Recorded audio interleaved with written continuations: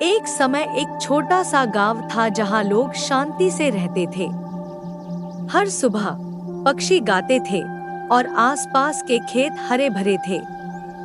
गांव का नाम शामोली था। एक दिन शामोली की एक छोटी लड़की, जिसका नाम रिया था, ने कुछ असाधारण देखा। उसने गांव के किनारे पर एक दीप्तिमान रोशनी देखी। उत्सुकतावश रिया रोशनी की ओर चल दी।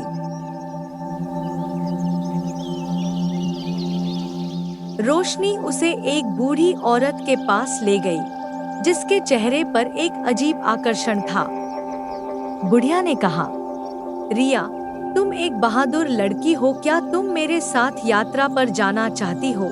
रिया ने एक पल सोचा, फिर हिम्मत जुटाई और बोली, हाँ, मैं जाना चाहूंगी। बुढ़िया ने रिया को एक सुनहरी चाबी सौंपी। उसने कहा, यह कुंजी तुम्हें रास्ता दिखाएगी। रिया ने चाबी पकड़ ली और आश्चर्य से बोली, क्या यह कोई जादुई चाबी है? रिया ने चाबी से एक दरवाजा खोलने की कोशिश की।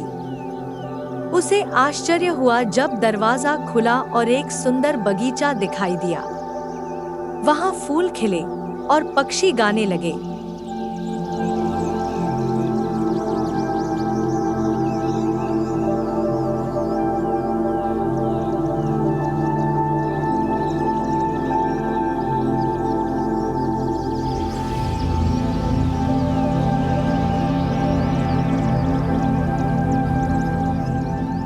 बुढ़िया ने कहा, इस बगीचे में आपके जीवन के सभी सवालों का जवाब छिपा है, लेकिन जवाब खोजने के लिए आपको प्रत्येक बाधा को पार करना होगा। उत्साहित होकर रिया बगीचे में दाखिल हुई। सबसे पहले उसका सामना एक बड़े पेड़ से हुआ, जिसने उसका रास्ता रोक दिया। पेड़ ने कहा, यदि तुम आगे बढ़ना चाहते हो तो तुम्हें मेरी पहेली का उत्तर देना होगा। रिया को थोड़ा डर लगा, लेकिन उसने पहेली का सही उत्तर दिया। इसके बाद वह एक खूबसूरत नदी के पार पहुंची। नदी के किनारे चलते हुए उसने मधुर धुनें सुनी।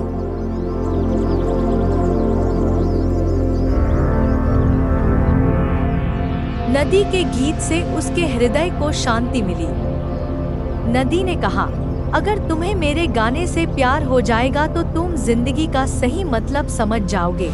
गाने से मंत्रमुग्ध होकर रिया ने नदी पार कर ली।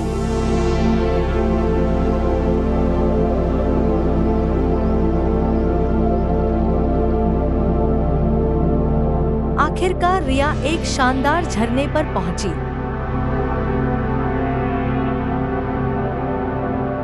झरने ने कहा, अगर तुम मेरे पानी को छुओगे तो तुम्हें अपने जीवन के सभी सवालों के जवाब मिल जाएंगे।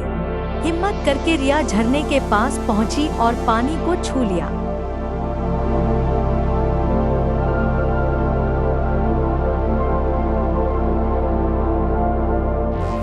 तुरंत रिया ने खुद को शामोली गांव में वापस पाया। सुनहरी चाबी अभी भी उसके हाथ में थी।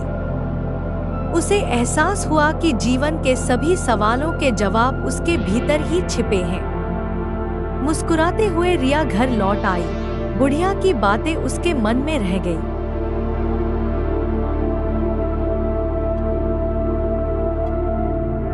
उस दिन से रिया को पता था कि जीवन की यात्रा में बाधाएं आएंगी, लेकिन साहस और विश्वास के साथ कुछ भी संभव था।